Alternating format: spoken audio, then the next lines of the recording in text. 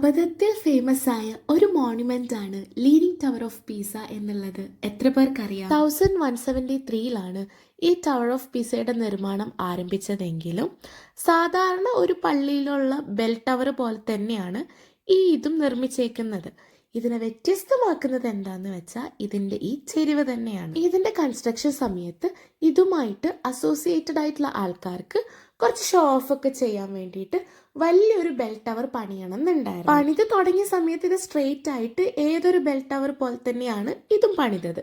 എന്നാൽ ഒരു second floor third floor ഒക്കെ പണിയുന്ന സമയത്താണ് ഇത് ടിൽറ്റഡ് ആവാൻ വേണ്ടി തുടങ്ങിയത്. ഇത് ചെയ്യാനുള്ള മെയിൻ കാരണം എന്താണെന്ന് വെച്ചാൽ ഇത്രയും വെയിറ്റിനെ സപ്പോർട്ട് ചെയ്യേണ്ട സ്ട്രെങ്ത് ഇവിടുത്തെ സോയിലിനില്ല. സോഫ്റ്റ് സോയിൽ ക്ലേ ഒക്കെയാണ് ഇതിൻ്റെ മിക്സ്ചർ എന്ന് പറയുന്നത്. അതിലാണ് ഈ പിസ ടവർ ബിൽഡ് ചെയ്തേക്കുന്നത്. 12th സെഞ്ച്വറിയിൽ തുടങ്ങിയ കൺസ്ട്രക്ഷൻ വർക്ക് ആണെങ്കിലും ഇടയിലുള്ള വാറൊക്കെ കാരണം 14th സെഞ്ച്വറി ആയി ഇതിൻ്റെ കൺസ്ട്രക്ഷൻ തീരാൻ.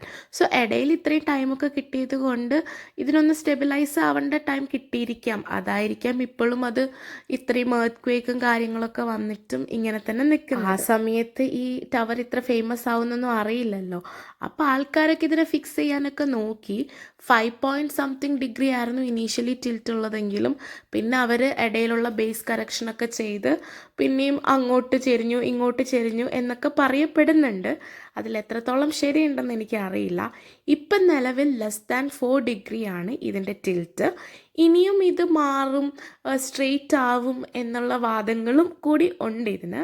But I was so happy to visit this place. കാരണം എന്താണെന്ന് വെച്ചാൽ ഞാൻ എക്സ്പെക്റ്റ് ചെയ്തിട്ടുണ്ടായിരുന്നില്ല ഈ ഒരു റൂട്ട് എടുക്കുന്നുള്ളത്. So that's it.